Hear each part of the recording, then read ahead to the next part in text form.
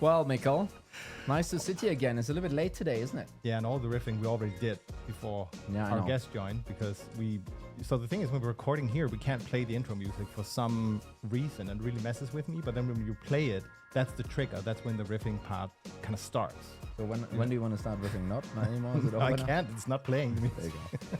Anyway, so we have a fantastic guest here today. It's Chris Orlob. Welcome, Chris. Glad to be here. Wonderful. Really nice to have you, and really looking forward to chatting here for a little bit, and really diving into some of the ways how teams can lift the performance of their AETs. Great. I'll follow your lead. Let's do it.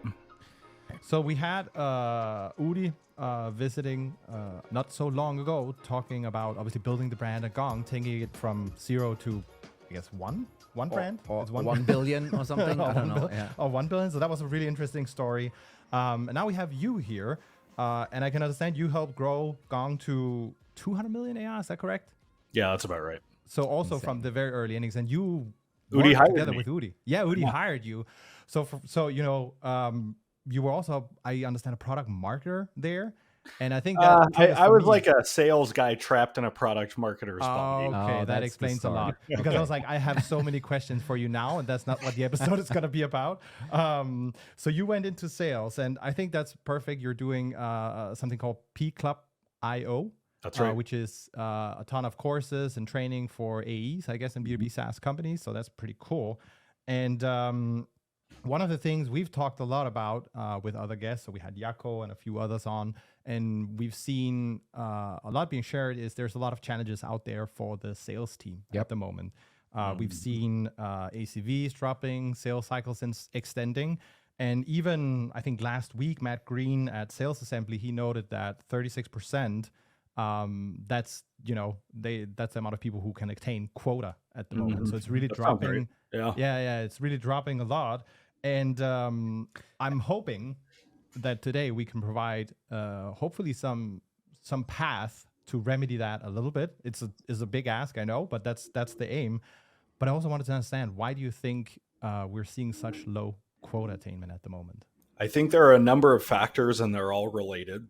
The obvious one, right? If you sell to tech, you're probably struggling to sell through a difficult economic climate.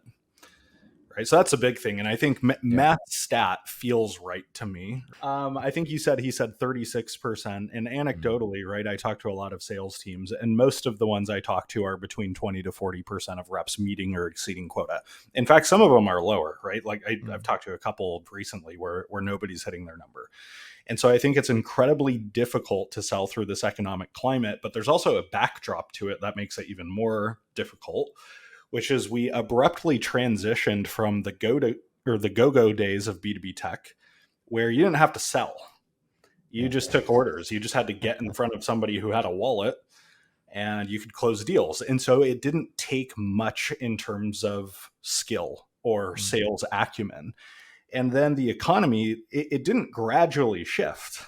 It shifted in a 180-degree turnabout almost overnight.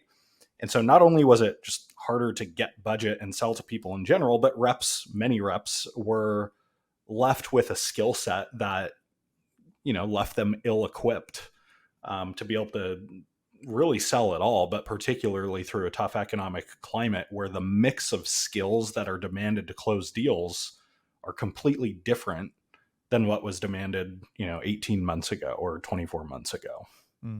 Okay, crazy. So you basically kind of have the perspective that it's largely a skill-driven gap that basically now has been forming, right? So it was easier back then, and therefore a bunch of people were hitting target. And now it's less easy, but really it's also, a massive amount of professional skills, especially in the sales profession, that are simply missing or lacking or not up to par in order to sell successfully in the current environment. Yeah. I mean, a good example is, all right, we're in 2023. Economic climate's tough, and the skills you need to sell through a tough economic climate are writing compelling business cases, right? That's one. Reps didn't have to do that in 2021. Accessing the CFO and selling to CFOs. Not only did reps not have to do that in 2021, reps have almost never had to do that. This is like a fresh new skill. working with FP&A teams to get spend approval and that kind of stuff. Building a league of champions, not just one champion, but a league of champions, let alone, what does it mean to even have a champion? What does a champion even mean? But how do you do it, right? Mm-hmm. We're in a totally different reality when, it comes to the skills that are demanded to sell through this economy are completely different than it was just a little bit ago. Now, one of the things I wouldn't say is this is exclusively a skill issue. Mm-hmm. I think that's probably the biggest piece, but I think there's a lot of different variables going on that makes this a particularly challenging environment, but skills are the one thing that we can control. And so it's worth spending the time to build them so that even if we are selling in a tough economy, we can sell our way through it. So the thing is, right, it's not only the other side of the skill gap probably is simply the demand gap that's also out there, right? Kind of there's fewer inbounds happening, fewer people take meetings and so forth, right? So it's harder to get in the elites, it's harder to generate those opportunities. And that is then matched with a more skeptical buyer persona that suddenly sits there, right? And listening to you, when you think about a league of champions, when you think about working with FP&A, very much new, actually working through and, the CFO, I mean, all of those are signals to me where I'm thinking like, yeah, that makes total sense that sales cycles are pushing out, right? Even if you have all of those skills, just getting all of this additional work done actually will result in longer sales cycles. And maybe you can help on the the conversion rates, maybe you can help on the ACVs, but do you believe that sales cycles by themselves, if you were to isolate it like this in this current environment, that they're probably going to stay as extended as they are right now? I don't think the sales cycle has to extend just because those other things are demanded now.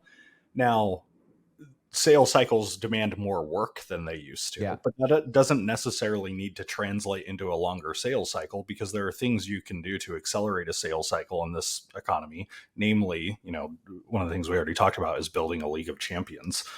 But I think one of the things that's making sales cycles longer than they need to be is most reps and most sales teams are struggling with converting the first or second stage of their sales cycle into the next stage, right? That's probably the most common challenge I'm hearing in sales organizations right now is they have a bunch of opportunities in their CRM that have been sitting in like stage 1 or stage 2 for like 82 days and they haven't moved. And, we can talk about why that is. That could be the result of many different root causes, but I think sales cycles are long, not because it takes a bunch of extra work to get it done, but because deals are stalling and frankly, reps aren't doing the hard work needed to get deals done because frankly, a lot of them just don't know how. So a couple of our listeners going to be revenue operations and CROs. If you were to give them some advice on how to address that, besides buying all of their reps access to P-Couple, obviously, what would it be? What would you tell them that they should should consider doing? Well, I think the first step anybody needs to take when it comes to solving any issue like this is very finely tuned diagnostics of what is going on in their world, right? Like the last thing I would say is, just go get sales training or get P Club or whatever, and your problems are going to be fixed. Solving this, right? Solving any problem starts with defining the problem, right? Some sales organizations I talk to, like I mentioned, they have a lot of first and second stage deals just kind of stuck. Well, why is that happening, right? It's probably different for every organization. Some of them, maybe they're not accessing power, right? They're stuck with somebody low level. And so they just kind of languish in that first or second stage. Some of them might fail to communicate a message that triggers demand, right? I suspect that that's the case with a lot of them. Some of them aren't going deep enough with discovery, right? They're not getting to the need behind the need. And therefore there's no motivation or urgency to continue a project. And then some of them might just not be controlling the sales cycle, right? They, especially if they're coming from an environment where they could have order taken in 2021. You didn't have to control sales cycles in 2021. At least a lot of people didn't. People were just, if they could fog a mirror, they were going to buy something. Forget mutual success plans or mutual action plans or or controlling the sell by cycle. None of that was needed back then. So I think that's the first step, is like, you have to get very granular with defining your own problem. And that starts with looking at data, right? Conversion rates between stages, time in stages, and then it goes into observation, right? Looking at Gong calls or any of their neighbors in the space and seeing what's actually going on during calls to get an accurate diagnosis of what's the root cause of your problem. So squeezing one more question before Mikkel takes over. So let's just say you're a RevOps person right now, and you're thinking, wow, Chris, this, he has totally figured this out. Tomorrow I'm going to go out, look at all of that data and going to dig into this. Do you have a bit of advice in helping them to figure out what good looks like, right? Because it could be that they're looking at those stages and those, time and stage, conversion rates, and so forth. And then they look like, well, I don't know. Is it good? Is it bad? Is this something that, is a problem for us? Or are we maybe even, above the fray actually in terms of how we're converting, how quickly we're doing this in that particular stage? Yeah. I mean, I think when it comes to understanding what good looks like just in the data, right? Forget about observation for a second, just in the data, there is likely to be a sore thumb somewhere in your data where you don't even have to ask yourself, like, what does good look like? It's obviously bad, right? If you have a stage in your CRM with the average days in stage 82 days, just as an example, you don't need to even know what good looks like. You just know that you have bad. So let's make a goal to improve that.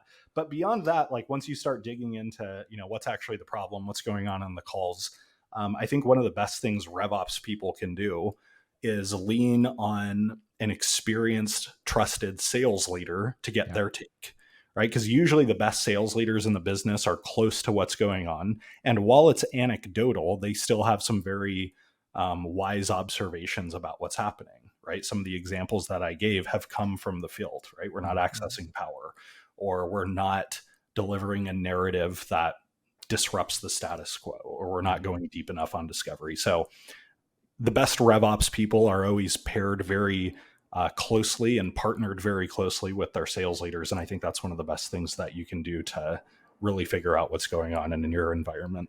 I think that's excellent advice. Absolutely. So one of the things I actually was very keen to get back to is you mentioned discovery a bit now. We've seen this report from Winning by Design. They basically split the performance of the sales team into 3 buckets. So you have your top performers, the average, and then the bottom performance. And what they've shown in this report is that there's been a massive shift. So you have fewer top performers. They've now become average. And you have more bottom performers, right? So overall, it's looking pretty terrible. And the way they recommended to try and go in and lift basically the average was to focus, amongst others, on discovery. And so now that we're in this world where you actually need to work a whole lot harder to, book meetings, close deals, what does that look like in discovery? What are some of the important practices that, even revenue operations or the sales management team should pay attention to and work with the team on improving? Well, I think the first thing I would say is, like, you kind of have to be careful with that prescription, right? Because it's probably right. You could probably broadly say that most sales organizations should get better at discovery, but also every sales organization is a little bit different. Now, I'm not shocked by the distribution of performance that's in their report, but again, just take every piece of prescription or advice with a grain of salt and apply to your situation, because maybe you guys are great at discovery. Maybe you just suck at building champions. And so you've got to figure out what the problem is for your organization, rather than taking, a report and treating it as God, for lack of a better word. I was oversimplifying. I think that was just to give people a starting point, right? But yes. But let's say that's the case. And discovery is the thing that we want to zero in on, which is likely going to be the case for a lot of people.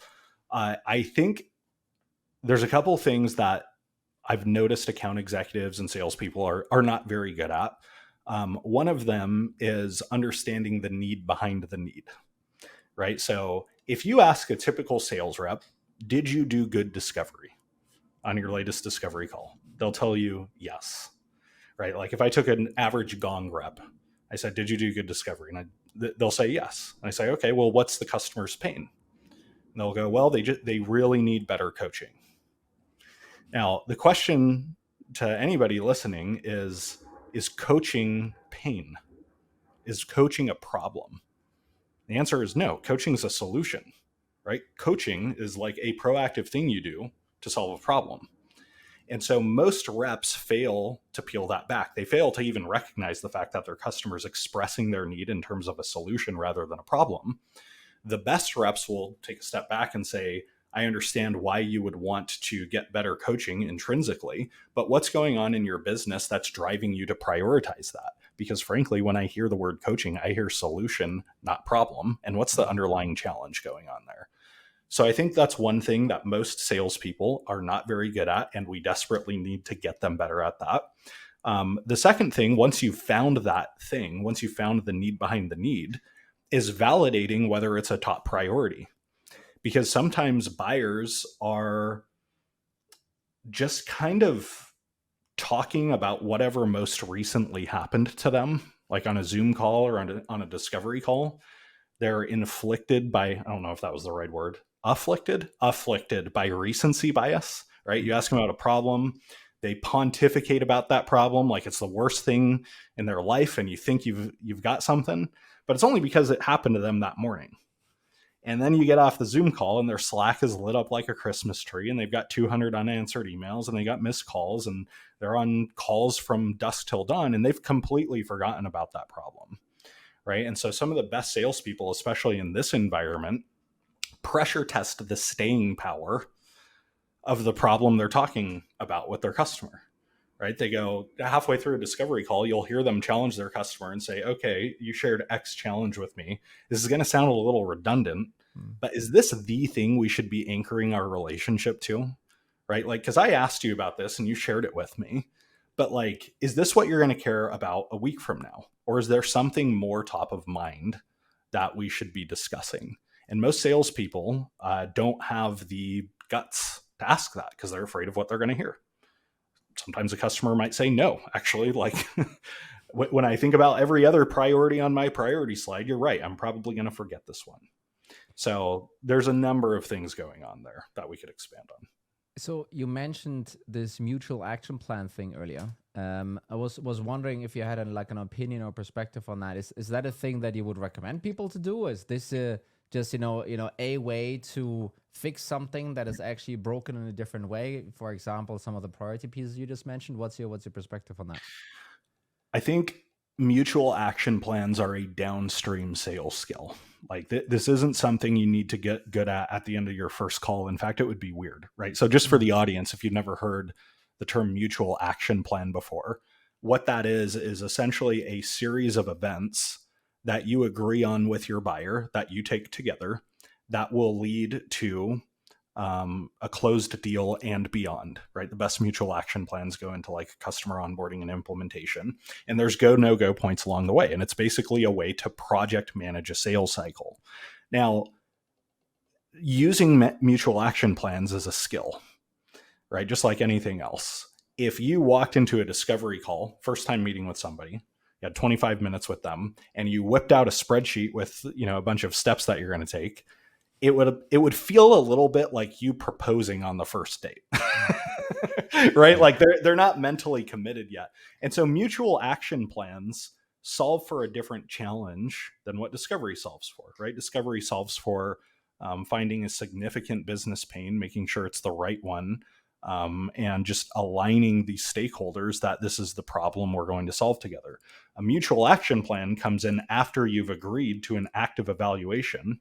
Actually, I'll say that a different way. After your buyer has agreed to an active evaluation. And once you've gotten them to that level of psychology, right, they're committed to evaluating you, not necessarily purchasing you, but taking a series of steps to evaluate you. Now, yes, let's map out what those steps should be. Let's make sure we have the right people involved in each one. But each of those things, right, discovery and mutual action plans, they solve for different challenges that will show up in your sales cycle.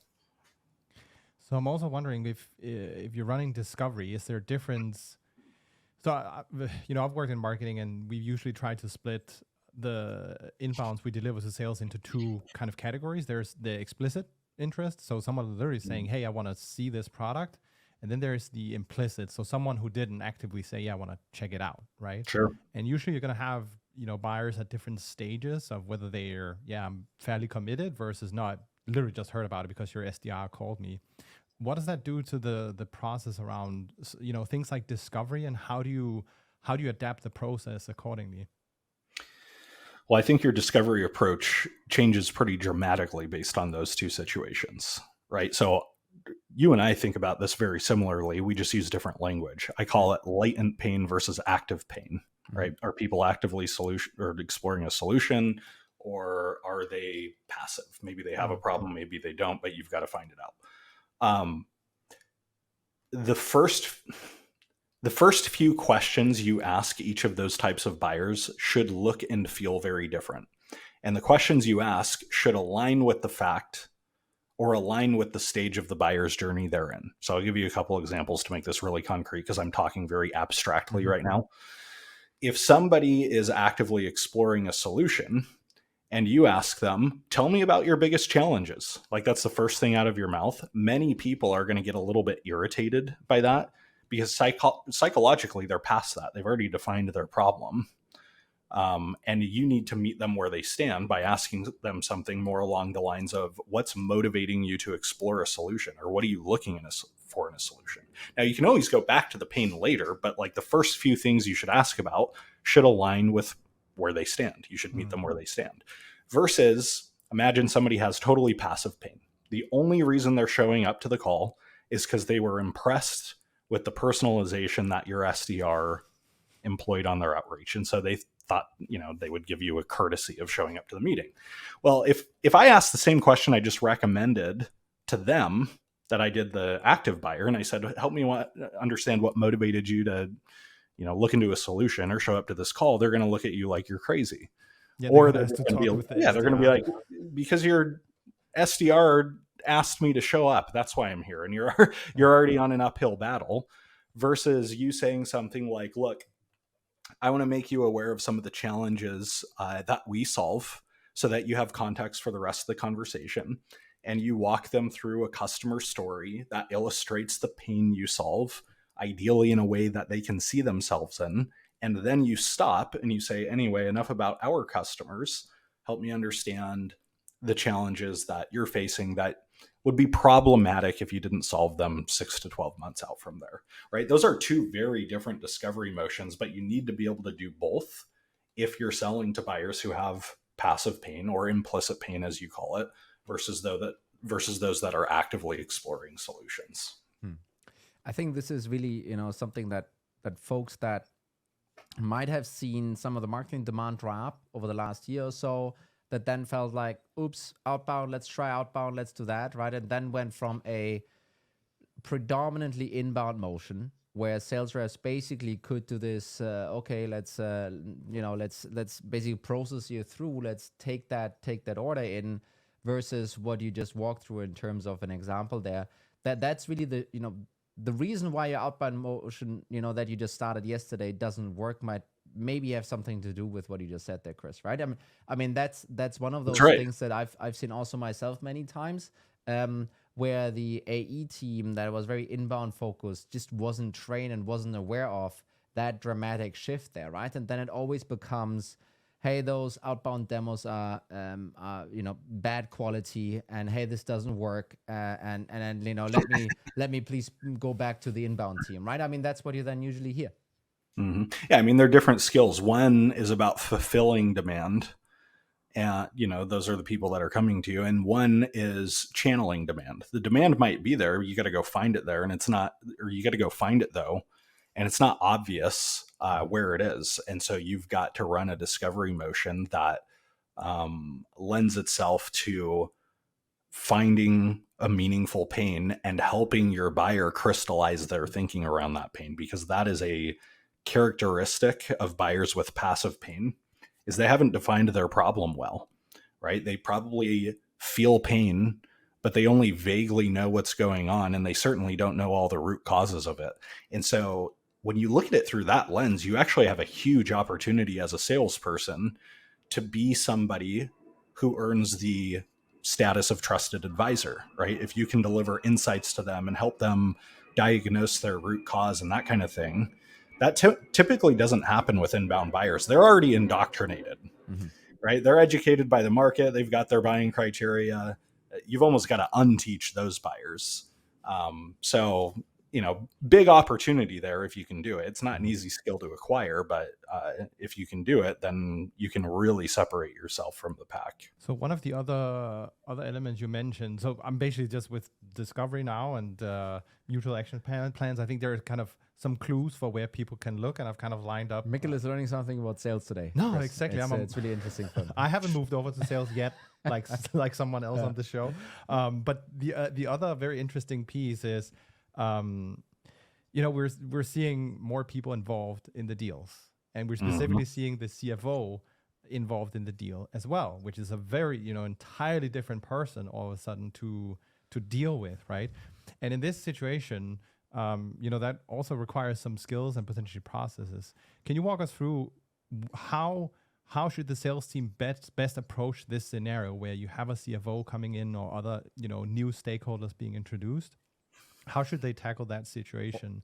Or maybe not even introduced, but you kind of know that's what's going on in the background, right? Yeah. Well, CFOs are an interesting one. I spent Q1 interviewing a bunch of CFOs to understand how to better sell to them. And they all told me they don't want to talk to salespeople. And I challenged them on this. I'm like, okay, so you guys don't want to talk to salespeople, but salespeople want to talk to you because what they're dealing with is they work on a deal for months only for you to bat down the proposal at the very end after months of work because they never talked to you. And so how do we reconcile that, right? How do we prevent not just the salesperson, but your teams from wasting months of work only for you to be surprised and to decline it? But you don't want to talk to them. So what do we do? And they had amazing advice. They gave me 2 pieces of advice, all of them. One of them is they said, well, it's not our job to advocate for the technology that functional teams need. It's the CXO's job or the VP's job, which is your champion. So a short answer to the question is you need to get better at champion development. But the better answer they gave me had to do with working with their FP&A teams, which most salespeople, I would guess most salespeople don't even know what FP&A stands for. So I'll save the embarrassment of anybody listening. It stands for financial planning and analysis. And what these CFOs told me is a company of any meaningful size, their CFO is going to have a deputized force, which is an FP&A team, right? These people's jobs are to analyze spend and the potential return on that spend. And the way most FP&A teams are structured is each line of business leader, VP of sales, VP of marketing, etc., is going to have an FP&A partner in the business.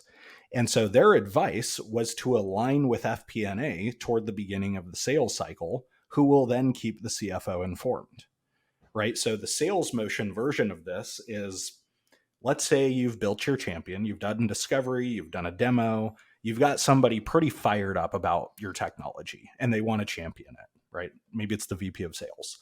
Well, the next move you should say is, look, I've been running the sales cycle for a while, and I know particularly in this economy, your CFO is going to have to approve this if we get that far. I can also tell you that your CFO doesn't want to meet with me, right? If they're like any other CFO, they are not going to want to talk to me. What I have found to be successful in these situations is most CFOs have FP&A people who keep them informed of the background. And so what I would ask is on our next call, let's say it's like a proof of concept setup call where you're going to define success criteria or whatever, we invite the FP&A person to align on the financial ramifications of this deal, the business case, a range of what it's going to cost so that they can budget and then go keep the CFO informed. Is that a fair ask? Right? And if they do have FP&A people, most of the time they're going to invite them. And now you have more or less solved the problem of the CFO getting blindsided at the end of the deal. Very interesting. So it's basically kind of getting the mini-me version of the CFO basically involved and then doing it like this. Yeah, I think that's a great way to do it. I mean, it's interesting also because we had Ben, the SaaS CFO, on the show. This was from, the opposite perspective. You want to go and make and buy a tool, and the CFO says, no, well, you need to go and build the case. And he also pointed out that the CFOs, they understand that the business needs to invest money at the end of the day to grow, right? So there is that understanding, but I think it's solid advice to go and work with the FP&A team. And also, I think a point of discussion you can take if you're in revenue operations, that you can take within the commercials team to say, what does that mean for marketing? What does that mean for sales enablement? Would we potentially need to even partner with our own finance team to get their take on the cases we're developing? I don't have your authority on that topic, but I recently also interviewed a couple of CFOs for us to figure out how to sell to those better. And one of the things I got out of this was also that yes, this business case and so forth, it's all cool. But if they actually did get the ROI of all the stuff that they bought in the last 5 years, they would all be already $1 billion company, and therefore they're kind of stopping to believe this ROI calculator stuff all the time, right? What's your perspective on that? Well, I think that comes from a couple things. I think most business cases are authored by the salesperson, and they shouldn't be. There's a guy named Nate Nesrella who, if you haven't interviewed him already, he's worth getting on your podcast. He's probably the world's expert at writing or teaching salespeople how to write compelling business cases. And the insight he has is the salesperson shouldn't be the author of the business case. They should be the editor of the business case.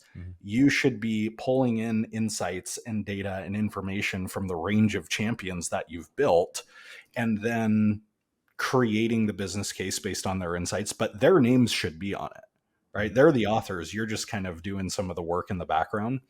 And so I think that's step one, is like, if a CFO is looking at a business, quote unquote, business case, and immediately it says like Chris Orlob, account executive for pclub.io. Okay, so now I'm going to take this with an extra grain of salt versus somebody internal, right? So that's one. Two is, I don't think most salespeople understand what a business case actually is, right? Some salespeople, if a buyer says, will you help me put together a business case? They say things like, yeah, I'll send you a couple case studies. Or I'll send you an ROI calculator to your point. That's not a business case at all. An ROI calculator is not a business case.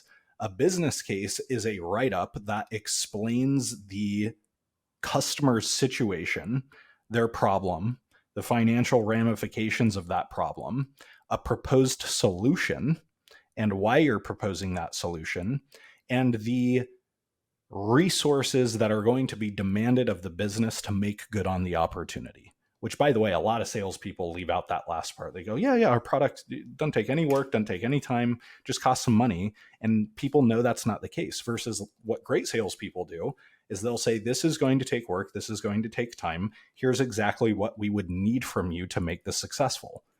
Instant credibility compared to most salespeople. Now, the customer might not like to hear it, that this is going to take time, attention, resources, not just cash. But you build credibility and trust. And frankly, it's the right thing to do when you bake that into a business case. I mean, so it sounds like actually quite a bit of work to do if you're also managing several deals. Like, how do you make? I'm guessing this is mainly enterprise, or do you also see this for mid-market? Or I think you see it for mid-market. I think doing this in SMB, you would want to only do it in the most valuable deals in your pipeline, right? If you're closing $10,000 deals and it's a transactional sales cycle, probably not worth your time to go through that motion. But if we're talking about, $50,000 deals, $100,000 deals, anything beyond, now the challenge starts to become time management, right? And opportunity management. Which deals are real? Which deals, for lack of a better word, which deals have blood in the water that justify you putting this extra work into?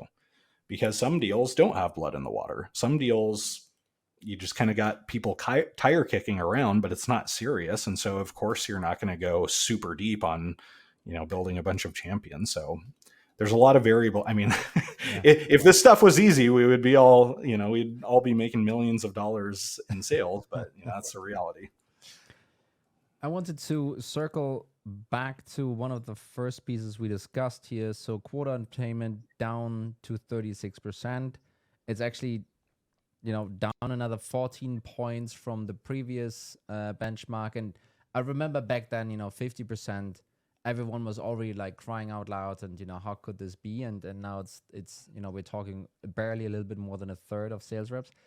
Do you, this quota attainment has two sides to it, right? Both the revenue that's being generated in order to achieve the quota and then the size of the quota. Do you see that folks out there playing around with quota and either increasing it or not pulling it down enough, or is there some of those shenanigans going on? I think it is worth having a conversation about reducing quotas to an extent. However, I don't think it makes sense to, a lot of sales reps are going to disagree with me when they hear this, but hear me out. I don't think it makes sense to dramatically decrease quotas just because we're selling through a tough time. One, because it doesn't make economic sense for the business, right? There comes a point where it's like, all right, well, I'm not even breaking even on my reps if we hit quota, or we're barely breaking even. Okay. There's a lot of things that go into a financial model that make it just not make sense to decrease quota in a very dramatic way. But the other one is more culturally, right? Sales is about winning in good times and in bad times, right? This is just part of the game, right? You win together, you lose together as a team. If there's two sides to this coin.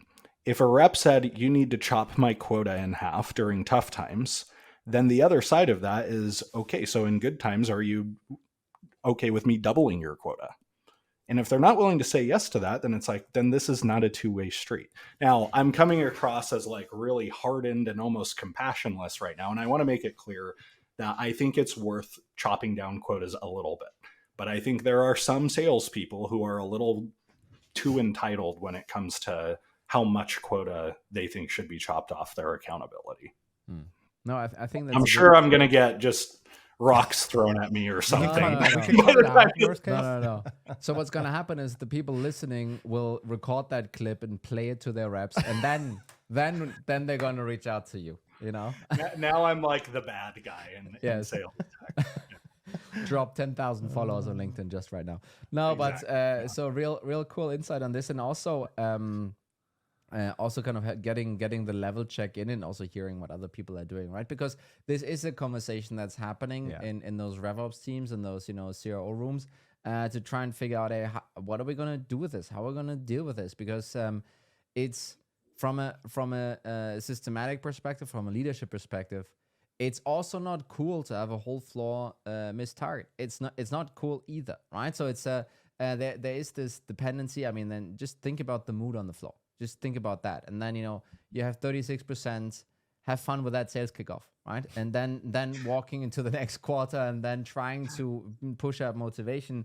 So I think it's not fun for either side, and obviously some reps will bring up the idea. It's like, well, then chop the quota in half, and then we have a dying chance to actually get there. And really cool to get that perspective from you on that particular problem.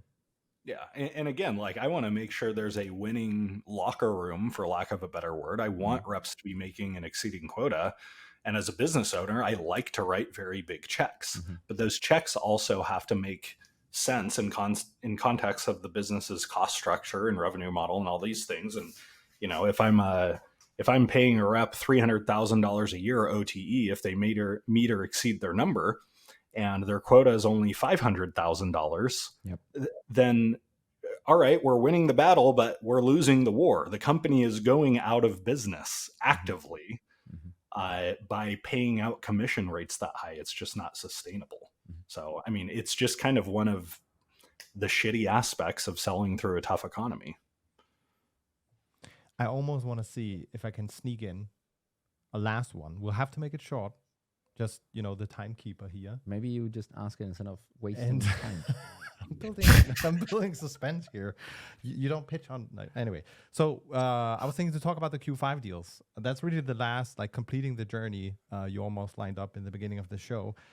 You have deals that are stuck for 82 days. right? And the number can be whatever, right? I think the businesses, they will know whether they have deals that are being stuck or not. Otherwise, revenue operations should totally go and do that report to uncover whether that's the case. How do you go from there? Like, how do you go from solving, if that is a problem that persists for some of the listeners out there, how should they go about potentially solving this issue? And that, just to confirm, the issue we're talking about is the opposite issue we teed up the show with, is like, I've got a bunch of deals stalled in late stages. Yes. Yeah, that's what we're getting at. I mean, I hate to say it, but the answer is it just depends, right? What's causing, this goes back to the first thing we talked about, which is what's causing the issue, and using diagnostics to understand what's actually going on. And it just depends on what's causing it, right? Like maybe those deals shouldn't be at the end of the sales cycle. Maybe you skipped a bunch of very important steps at the beginning. And so artificially, it looks like you're at the end of the sales cycle, but really you just didn't do the hard work of setting up that deal for success. That's one example. It could be a bunch of other things, right? The customer could be hung up in negotiations, right? Maybe your competitor is offering 60% of what you charge. And so you're haggling with them for a significantly longer period than what you normally would. And that tells me, well, you didn't rig the buying criteria in your favor early on enough. So, you know, I hate to give the answer, it depends, but unfortunately, but I think that's also fair. Like, there's not that many silver bullets at the end of the day, if there are any at all. No silver bullets, and, you know, we've talked a bit about that the sales reps, they need to work hard. You just gave some work here to revenue operations or the CRO to go and do some hard work and figure out, you know, if there's deals stuck, why is that? So I think that's totally fair play. Absolutely. Wonderful. I think that's kind of marks the end. So, Chris, this was a very, very fast, what is it, 40 minutes? That went super fast, didn't it? Yeah. Really, really interesting stuff. Really interesting stuff. And I mean, I even take screenshots of your post, by the way. And like, oh, you know, I need to read this later, you know. Really cool content. Yeah, so check Chris Orlob out on LinkedIn. A bunch of more insights there if you're interested in the sales side. Thank you so much for joining, Chris. I hope we were able to produce a really good show here for the listeners. I at least think so. It was fun. Thanks for having me. Wonderful. Thank you, Chris. Have a good one.